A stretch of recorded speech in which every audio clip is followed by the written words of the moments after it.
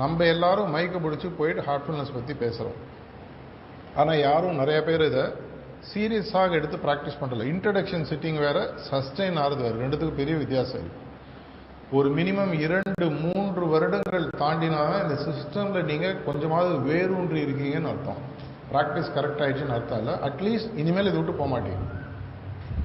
அப்படி இருக்கும் பொழுது என்ன பிரச்சனை வருகிறது அப்படின்னு சொல்லி பார்த்தீங்கன்னா, ஒரு இடத்துல நான் போய் ஒரு வி கனெக்ட் பண்ணுறேன், யூ கனெக்ட் பண்ணுறேன், எஸ் கனெக்ட் பண்ணுறேன், கார்ப்பரேட் கனெக்ட், மெடிக்கல் கனெக்ட், ஏதோ ஒரு கனெக்ட், ஹோம் கேதரிங், இல்லை இது மாதிரி இன்டர்நேஷ்னல் யோகா டே கூப்பிட்டு மக்களை வச்சு இங்கே பேசுகிறேன். இங்கே நேத்திக்கு முந்தானத்துக்கு சேர்ந்தவங்க இருக்கீங்கன்னு தெரிஞ்சும் தைரியமாக நான் சொல்வதற்கு காரணம், உங்களுக்கு ஒருவேளை நாளைக்கு இந்த நிலைமை வரலாம். அப்படி இருக்கும் பொழுது இதில் சேருபவர்கள் யாரும் நீங்க என்ன பேசுறீங்கன்றத பார்க்கல.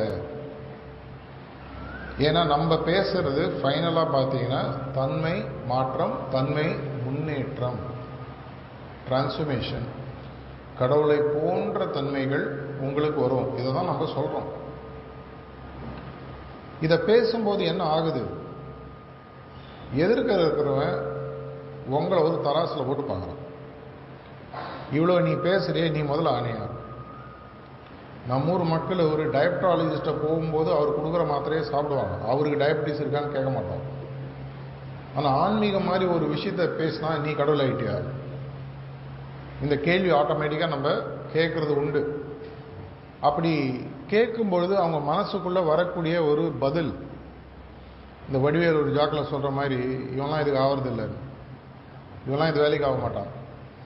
ஓ, இந்த ஆள் பேசுகிறான், 5 வருஷம் ப்ராக்டிஸ் பண்ணுறதா சொல்கிறாங்க பிரதரோ சிஸ்டரோ, ஆனால் பெருசாக ஒன்றும் சேஞ்ச் தெரியலையே. நான் கூட பிரேக்ஃபாஸ்ட்டும் போது நானும் சகோதரர் சித்தானந்தமும் பேசிகிட்டு இருந்தோம். சஹஜ் மார்க்க பத்தியில், ஹார்ட்ஃபுல்னஸ் பத்தியில் பண்ணி வச்ச பல கல்யாணங்கள் கூட இன்னைக்கு ஏன் ஃபெயிலியர் ஆகிட்டு.